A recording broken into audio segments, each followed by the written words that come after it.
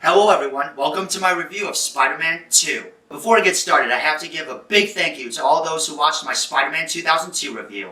It is the first review I've done on this channel, and I got a lot of good reception from it. As I did say in my introduction video, which I also made about 2 weeks ago, I have a lot of editing skills in my background over really the last 10 years, so I really hope to bring that skills to YouTube. Now, let's talk about one of the greatest comic book movies ever made. Definitely in my top 5. My background with this movie is quite simple. I was given this copy as a present from my parents because they knew I loved the first one. And once again, bringing this movie, if I wasn't at the house and had to bring my portable DVD player, bringing it was an even bigger requirement. If I didn't have the first copy with me, bringing this one was an absolute must. I even bought the 2.1 version right here. I don't remember what year this came out, but I believe the 8 minutes of extra footage in here is actually pretty good. I rewatched the theatrical cut for this review. Throughout the years, I've actually only watched this version.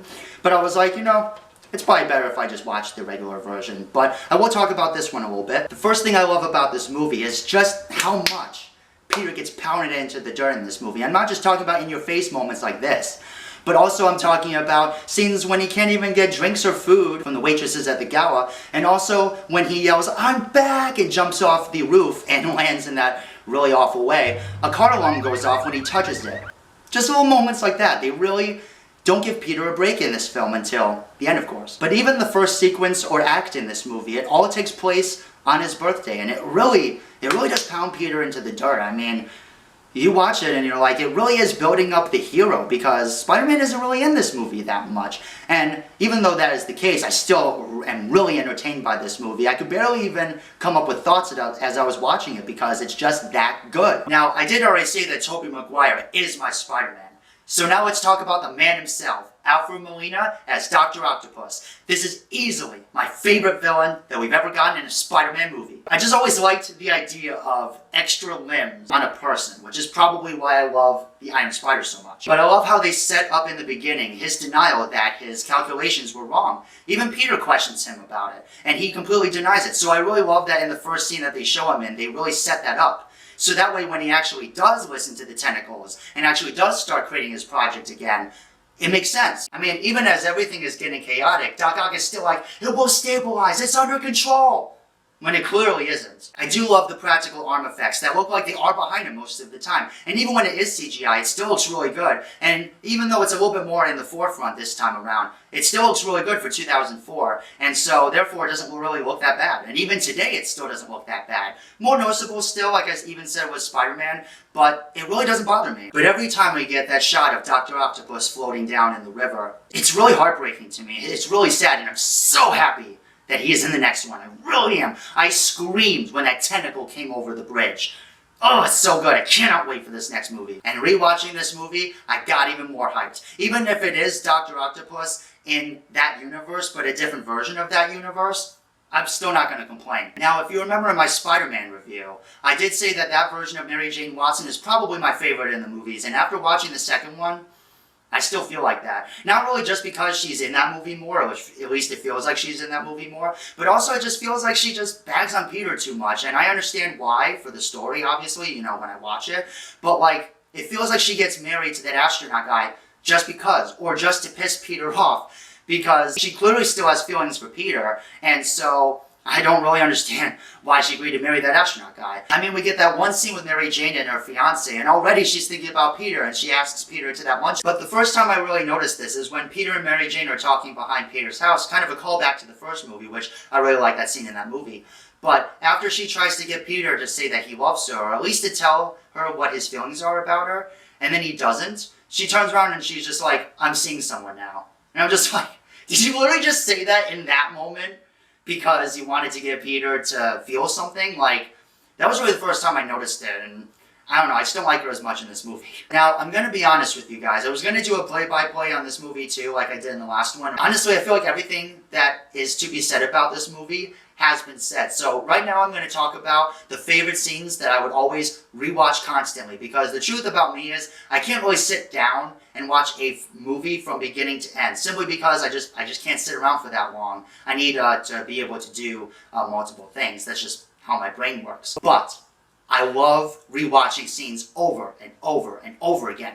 So now I'm going to talk a little bit about the scenes that I did that with. Aunt May smashing Doc Ock's glasses with her umbrella. It's really exciting, and I remember when I first saw that, I was like, badass. This moment of Doc Ock crawling up the wall, it looks really good. It doesn't look CGI. And one of my favorite moments of Doc Ock is actually when he kidnaps Mary Jane. I love the way this scene looks. It's all digitalized, but it looks great. And Doc Ock here looks really the best, in my opinion, when he's not fighting Spider-Man. And of course, that amazing hospital scene. I absolutely love that hospital scene, even before I saw Evil Dead and got into horror movies. It's really exciting, and it's really suspenseful. It looks really painful. And that when that Asian girl gets dragged on the floor and her nails just get shredded, oh, I remember the first time I saw that. And still today, it's extremely painful. One of the more painful, I guess, deaths that I've actually seen in a movie, because it just looks so good, and just the sound that it makes. Pretty much any scene with Doc Ock, to be honest. I loved rewatching the bank fight. So many good moments in that bank, and as well as the building that they fight on. It's so good, and I honestly cannot believe that someone like Aunt May would have survived that at all without at least having a heart attack when I watch it. So there is that. And of course, I cannot talk about scenes that I've rewatched without mentioning that amazing train sequence. I absolutely love it. But not to be underestimated is the little clock tower fight that they have at the beginning. Oh, I'm sorry, West Side Tower. I love this moment.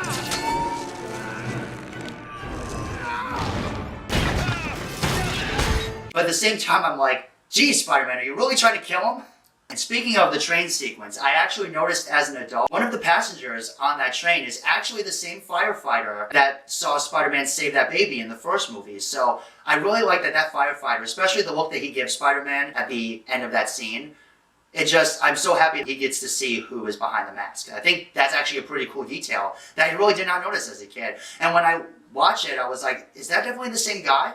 Oh no, it definitely is. My big thing with the Spider-Man trilogy was definitely the final fights. I really enjoyed the second final fight in here, even though the fight itself is actually pretty quick, but it's extremely exciting. Everything has been building up to this. You're invested in the characters, and you just want to see how this story ends. And I love the conversation that Peter and Doc Ock have at the end. It's actually really touching, and Peter using the same phrase that Aunt May used on him. It's like, it really works. And as I said before, Doc Ock's death in this movie makes me sad every time. And of course, I'll never forget how relieved I was the first time I saw Mary Jane finally find out that Peter Parker is Spider-Man. It's so well-deserved, and it's so welcoming. I will say, I do think the pacing in Spider-Man 1 is actually better, but this movie still doesn't waste that much time. I mean, once Doc Ock decides that he's going to continue the project again, they immediately cut to the bank scene, and Peter and Aunt May are there, which I do like that there is a story-based reason for them being there, but then it cuts right to Doc Ock, and he gets going trying to steal the money. But if I am talking about issues I have with this movie, I really only have one, and if you guys have seen my introduction video, you know that Chris Stuckman is a big part of why I wanted to do movie reviews on YouTube. But he said in his review that the burning building scene feels like such a tacked-on addition. At first I didn't really agree with that, but then rewatching it, there's this scene. And I feel like they still could have had him looking through the window. And he has that touching moment with Mr. Dickovich's daughter, which what really feels like Peter's first actual break in this movie.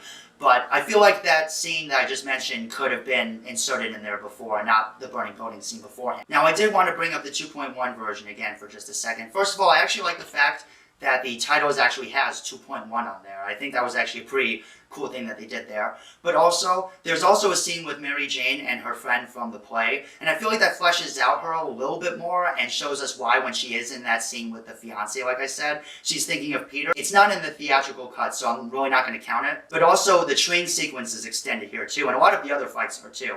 But the train sequence has this whole section where Spider-Man actually starts getting his ass handed to him, and probably one of the most badass things that I've seen Spider-Man do in a movie is get hit by an oncoming train going the exact opposite way and swinging out in front of it like it was nothing. I mean, that's just an awesome moment, and it is cool to see. And I do think the 2.1 version actually enhances the theatrical cut if you decide to watch it, but you don't even have to watch it. Now guys, this might technically not be considered a perfect film, but to me, it is perfect. I Loved this movie to death. It was really hard to come up with ideas of what to talk about while I was watching this movie because it's just so good. It's just so engaging. It keeps you focused. Once you really see how they planned on pounding Peter into the dirt, you really start to look at all of the ways that they try to do that, and they really do it throughout most of this movie. And it really builds the person behind the mask, and it was really the first time that I saw something like that.